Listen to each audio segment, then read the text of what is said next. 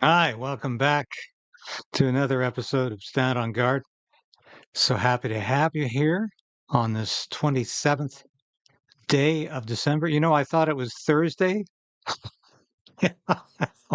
That's how the week, it's the last week. But I honestly thought I had to work today. And I was thinking, oh my God, I sure would. I'm looking forward to a day off because I had to work Christmas. And so it's Friday. This is my day off from the post millennial. So for some reason, thought it was Thursday. You ever have a week like that? Well, I'm having it. Anyway, when we come back, the latest on Justin Trudeau and his very, very bizarre response to Donald Trump. So we are in a very precarious position in this country. We need political change, but we also need the resolve to resist.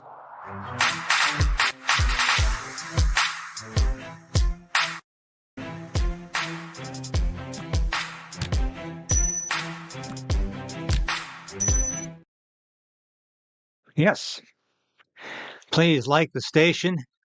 Give us a thumbs up here before New Year's. By the way, before I forget, I'll show the ad. Well, let me show you the ad right now because we've got a big sale on 15% off the merchandise.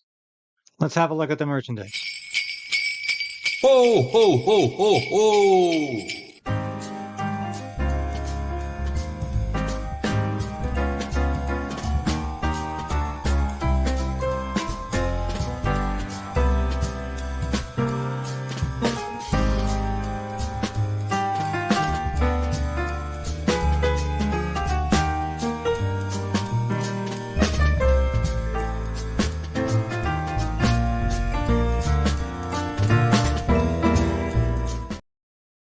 Oh, yeah, 15% off between now. Actually, it started yesterday, but between now and the end of the year, December 31st, midnight, 15% off everything in the Craydens Right merchandise store. So please, Christmas is over, but it doesn't mean you can't get some great merchandise because 2025 is going to be a seminal year in world history and Canadian history. Don't you feel that? We got Donald Trump coming in for the second time. This is the second time in history a president has served non-consecutive terms. You have to go all the way back to, I think it's 1892, to Grover Cleveland, who, interestingly enough, lost. He was a Democrat. And of course, the Democratic Party was a lot different in the 1890s than it is today. So was everything. But it was actually still a fairly, you could even call it a conservative party in many ways at that time. But Grover Cleveland complained he lost his reelection bid because of corruption, because of uh, electoral interference, let's call it that. And he came back again, he waited 4 years, came back and was reelected again with 4 years in between. So just like Donald Trump has done here. So these are very, very exciting times we're heading into. So, I tend to be somebody who can see the glass is half full. I like to be an optimist. I don't cloud things. I don't sugarcoat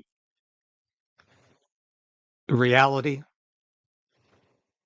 But I'm the person who loves an MGM musical with Gene Kelly and Sid Charisse. My favorite musical, Singing in the Rain. Couldn't have a more optimistic film. An optimistic outlook on life. So although I call them as I see them, and I'm not going to lie to you. I'm not going to lie to anybody to make things seem better than they are. I believe we're heading into a very good year where the people like you and I, are going to triumph. And I think this is what Donald Trump is all about. And we have, of course, Justin Trudeau consistently over the years, every time the people push back, Justin Trudeau stomps on them. Here in Canada, he did that to the Freedom Convoy protest. Or he calls it these dangerous right-wing forces, as it's happened in Europe. He hasn't exactly said that about the United States because he knows damn well he can't. He's on very precarious ground with Donald Trump as it is. And this is what we're going to be talking about today. This is just a little preamble as we get closer to December 31st, the end of a year. It's been a very, very difficult year for a lot of us. But 2025, things are going to get better. And when you hear Justin Trudeau complain about these horrible right-wing populists who are standing in the way of the globalists and progress, know that look up and behold, your redemption draweth nigh. We are moving into a new world.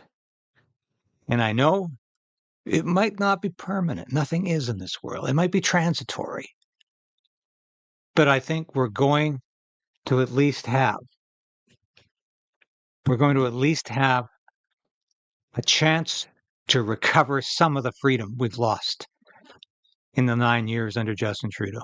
Now, what has Justin Trudeau been doing? This guy is gutless. All right, I'm sorry I didn't blow this up a bit more. This is Justin Trudeau's apparent post on X in response to Donald Trump. Now, this is pathetic. You know, I have to put my glasses on to even read this. I'm sorry I didn't blow this thing up.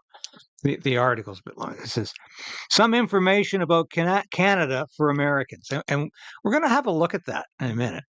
What does he put up here? Now, this is strange, folks. Very strange. National Post is one of the few papers that actually noticed this. So Trudeau appears to break silence on Trump ribbing.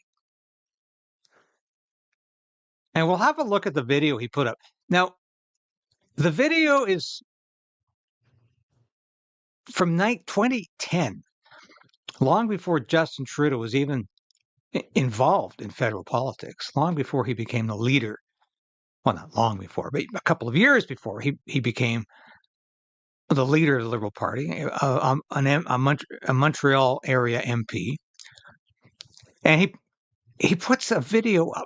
I want to go through the video at the end of the show and talk about why I think it's significant where Justin Trudeau's mind is at. Yes, Justin Trudeau does have a mind. I think right now he's on the verge of a complete breakdown. And no, I don't have anybody close to the Prime Minister telling me that. But when somebody as narcissistic as Trudeau can stay away from the microphones, from the cameras for days, except doing that horrible Christmas message with the phony smile. I'm not going to show that again. It's just nauseating. But bear in mind, this is what Justin Trudeau is responding to. I know I've shown these before. I'll show them again. And it's very interesting. Donald Trump's talking about taking back the Panama Canal. Then he jumps over to, a Merry Christmas also to Governor Justin Trudeau of Canada, whose citizens' taxes are far too high. But if Canada was to become our 51st state, their taxes would be cut by more than 60%. Their businesses would immediately double in size, and they would be militarily protected like no other country in the world. Now, like I said yesterday, that's not really true. We already have. But to suggest that Wayne Gretzky should run against Justin, I don't know. And I'm still wondering today, who is this aimed at? Justin Trudeau or Pierre Poilievre? Or both? Because clearly, I don't think Donald Trump's taking either of them very seriously. I know he'd rather deal with Pierre Poilievre, and that's hopefully who he will be dealing with. But he doesn't take Justin Trudeau seriously at all. And that's something Justin Trudeau cannot deal with. Let's have a look at some flashbacks here about how it's worked in the past when Justin Trudeau and Donald Trump get together in the same room. And bear in mind,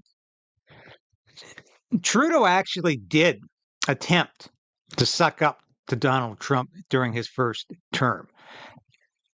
I reported on several stories where Justin Trudeau actually compared himself, yes, to Donald Trump, saying that, like Donald Trump, he was fighting for the middle class.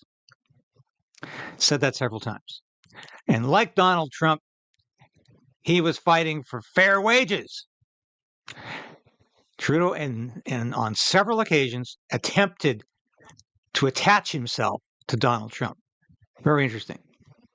But here's how the two of them actually interact. I think NATO has become a very big factor over the last 2 or 3 years. You've been involved, I've been involved, and a lot of good things have happened, and it's great to have you here. Thank you very much. Thank you. Congratulations. Thank you. It's a real pleasure to be sitting down with President Trump. The relationship between Canada and the United States is incredibly strong. I don't think it's ever been stronger. Our work together on the USMCA as we move forward towards ratification has been really tremendous. It's been a great process working with between your team and our team, working with the Mexicans as well. We know that we're here for NATO, a 70th anniversary, extremely important. The American strength in ensuring that people are stepping up in terms of their military investments is certainly something we've recognized in Canada. We're increasing our defense investments by 70% over these 10 years because we know that making sure that everyone is there. You believe that? And Trump, of course, is looking at him like, you liar. He's increasing his defense investments by 70%. Yeah, 70% 10 years from then. If you look at the defense spending, and I've said this on innumerable occasions, Trudeau's defense spending is all a decade later. It's not now. We'll spend it in 10 years, of course, when he's long gone. He's not going to be prime minister, obviously, unless he expects to be in for 20 years. And the Liberal government will be long gone. So he's essentially saddling some other government with this responsibility that he won't do now. But this is just true. To step up and deliver is really important. We have an enhanced forward battle group in Latvia. We're leading the command mission in Baghdad. Canadians are a strong part of this alliance and will continue to be. But this is just a great opportunity for me to sit down with the President and talk about the many issues in which we align and we work together. And they didn't really work together on very much.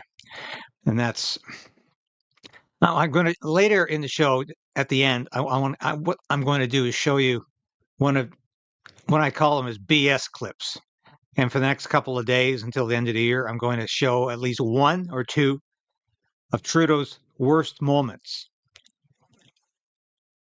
Probably of 2024, but sometimes we'll have to sneak a couple of years earlier. Because it's amazing when you watch how much this man has lied and how much of what he says is utter nonsense. And he's been getting away with this for so long. And here he is on the ropes right now. It's just about over in terms of him being prime minister. I reiterate my claim from yesterday. He will be leading, I use that word loosely, the Liberal Party into the next election. He will find a way to do it. There are several pathways for him to do that. But he is going to be there.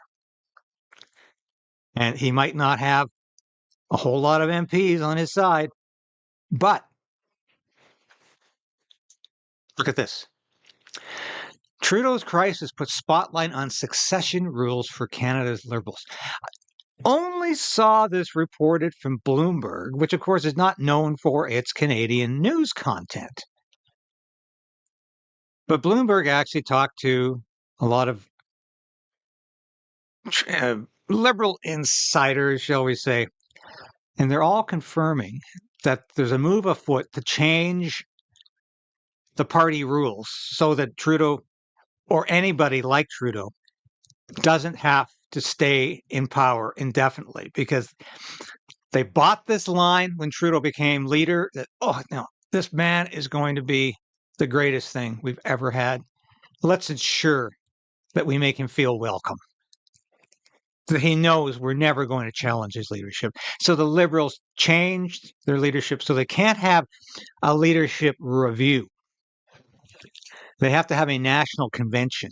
There's a difference. You might recall when John Turner, well, I was actually at that leadership review, where his leadership was reviewed because he lost to Brian Mulroney and it looked like it was all over. And of course, Jean Chrétien was nipping at his heels.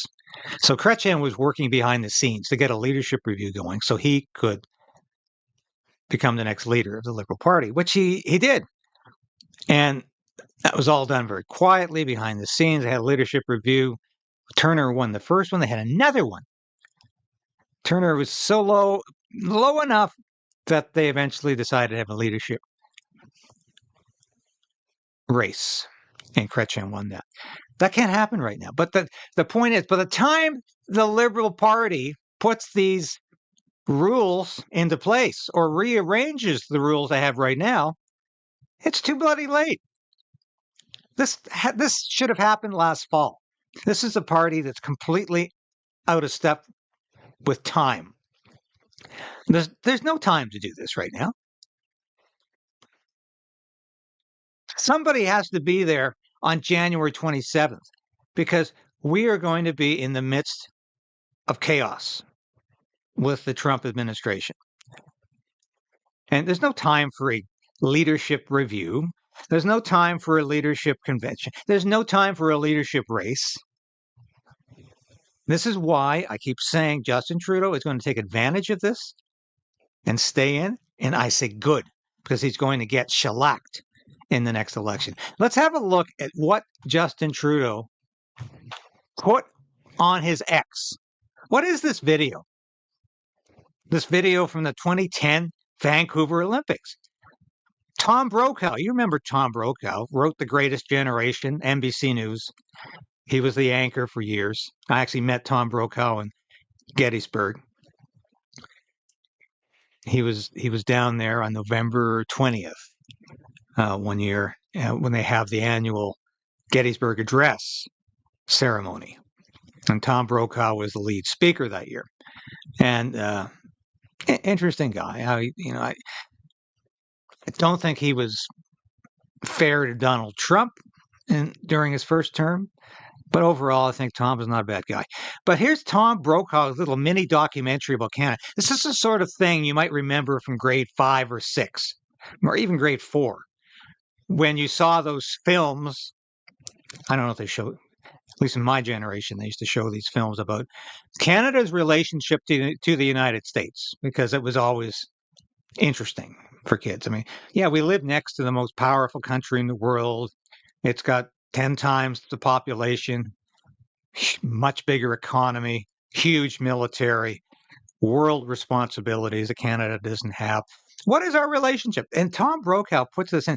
And it's interesting because I think this illustrates that Justin Trudeau is almost crying out for help here to say, I remember that Canada too before I ruined it. Let's watch. This is the Peace Arch standing near the westernmost edge of the U.S.-Canadian border, 30 miles south of the Olympic City, between Blaine and Washington State, and Surrey, British Columbia. This was dedicated in 1921 to commemorate the treaty that ended the War of 1812 between the U.S. and Great Britain. Remember, Canada was a British colony. That was a long time ago, but the inscription on the arch sums up the relationship. May these gates never be closed.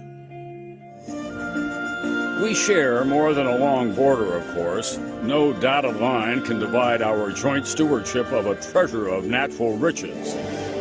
From the Atlantic to the Pacific, and back again. Shorelines, wild rivers, and Great Lakes, vast forests and grasslands, precious ores buried in majestic mountains, and wildlife everywhere. From sea to shining sea.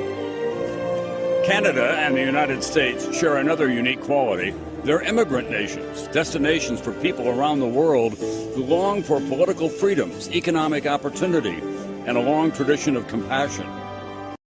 Now, if you're just tuning in now and saying, what on earth is this travel log?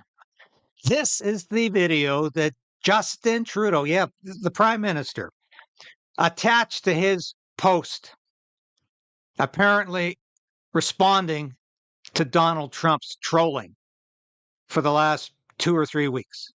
It's fascinating. Our two nations have the largest trading relationship in the world. $1.5 billion transacted every day. The two-way trade at the Ambassador Bridge between Detroit and Windsor alone equals all American exports to Japan. And we're so comfortable as neighbors. 200 million people cross the common border every year. Canada, some may be surprised to learn, is America's largest oil supplier, and the United States is Canada's #1 tourist destination. In a snapshot, Canada is a huge country, second largest in the world next to Russia, but its population is only about a tenth the size of the United States, 34 million, split into 10 provinces and 3 territories. 90% of Canadians live within 100 miles of the U.S. border, residing in world-class cities, thriving farms and smaller towns. With good reason. Life in the Canadian North is only for the hardy. It is remote and oh so cold. The coldest day ever recorded in North America occurred in 1947 in Snag, Yukon, minus 81 degrees, not including wind chill. Jesse the Sponge. Canadians are so generous, they share with us their brightest stars in music, comedy, acting, sports, and journalism. And if you're in a fight, you want the Canadians on your side. They were in World War II before we were. They were there on D-Day, in the air and on the beaches. They've been America's most reliable partners in Afghanistan, and it's been costly and painful. Now, when Canada loses a warrior in that distant land, the nation pauses and honors the fallen along what is called the Highway of Heroes outside of Toronto. Even their diplomats have been there for us. In 1980, a year before the conclusion of the Iranian hostage crisis, 6 American embassy personnel would escape from Iran in an operation organized by Canadian Ambassador Ken Taylor. And there's the much younger Tom. And of course, we all remember this, but this is actually a very inspirational video. I've got to say, I'm saying, oh, thank God. Yeah, it's nice to hear American journalists say that Canada had its own beach on D-Day. Canada was there, slugging way above its weight, and always has been. It's so nice to see that, to hear that, and about how it's nice to be on Canada's side. You don't hear that. This is a Canada from 2010 that doesn't really exist right now. We are embarrassed about our national defense. It's so woke, it couldn't go to D-Day. It couldn't fight in D-Day. It's so woke, it's so concerned about navel gazing right now. But Justin Trudeau's presenting this as like an idealized Canada. Is he saying, please like me, Donald Trump? Or is he saying, that's the Canada I destroyed? That's the Canada the way it used to be. It's fascinating. The United States is thanking Canada for rescuing those 6 American diplomats from Iran. Taylor hid the Americans after the U.S. Embassy was stormed, created fake Canadian passports, then flew the Americans out of Tehran with a bogus cover story. The 6 in disguise as a mod-looking Hollywood film crew, allegedly researching a prospective sci-fi flick. Now, all these years later, Taylor has admitted he was formerly working for the CIA. And if the Iranians had discovered he was an American spy, he would have been in big, big trouble. Did you know Ken Taylor was working for the CIA? They just dropped that in. I can't remember that even being in the Argo film, which is about that whole incident. Well worth watching, by the way, even though it does glamorize the CIA a bit too much. In our darkest hours, Canada has been with us.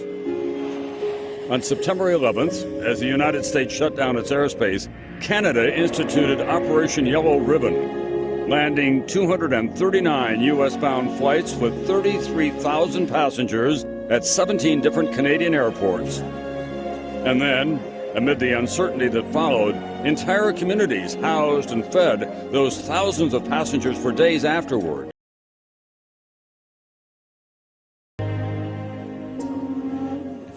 Of course, there are some distinct differences in the culture. The American fans at these games will be unfurling their stars and stripes at every opportunity and chanting USA, USA. The Canadian Prime Minister had to go before Parliament yesterday and urge Canadians to engage in what he called an uncharacteristic outburst of patriotism, saying, don't be afraid to wave those flags. We'll apologize to the world for our immodesty later. So that's a big difference, Al. He hopes he has to do it very often. You know what struck me in that piece among all of the items? There are more people in California than there are in all of Canada. And of course, who was the Prime Minister who told us to stand up and cheer, say Canada, be patriotic? It was Stephen Harper. I remember that very clearly when he said that. Where has Canada gone in the last 14, 15 years since then? Been decimated in the last 9 years by Justin Trudeau. And that's what Justin Trudeau chose to send to Donald Trump, to show the world. This is an open letter. He's saying that's the Canada that used to exist. I destroyed it. It's clear this is a man who is really on the verge of a complete breakdown. I don't know if he'll come back for January, but I can tell you he is in a heap of trouble right now. For him to send that out as his response to Donald Trump, because that's the Canada he destroyed. That's the Canada he remembers. But right now, it's not there. But in 2025, it will be resurgent. That Canada described in that little travel log, that little documentary by Tom Brokaw, it's on the rise again. It's coming back. It will be back in 2025 when we get rid of this corrupt, inept, and absolutely useless Liberal Trudeau government. And we replace it with, I hate to use the word, but common sense is what we need. And we know the Conservatives are coming in with a vast majority in 2025. Sooner or later, I tell you, it's going to be sooner. And thank God it will be sooner rather than later. We can't wait much longer. I want to thank you all for watching the show today. I was going to show the clip at the end with Justin Trudeau's worst moments. I'm going to save those for the next few days. I'm going to focus on Justin Trudeau's worst moments. And of course, keep repeating the news. Obviously, it's a slow news week. It always is around Christmas. And between Christmas and New Year's, slowest week of the year. Slowest news week of the year. But you never know what can happen. And we'll keep our eyes open. Let me know in your comments if there's anything you do want me to talk about. Be happy to do so. Thank you for your time and patience today. I'll be back again tomorrow with all the news you need to know. And let's continue to resolve to resist, because the promised land is in sight. And we're moving on.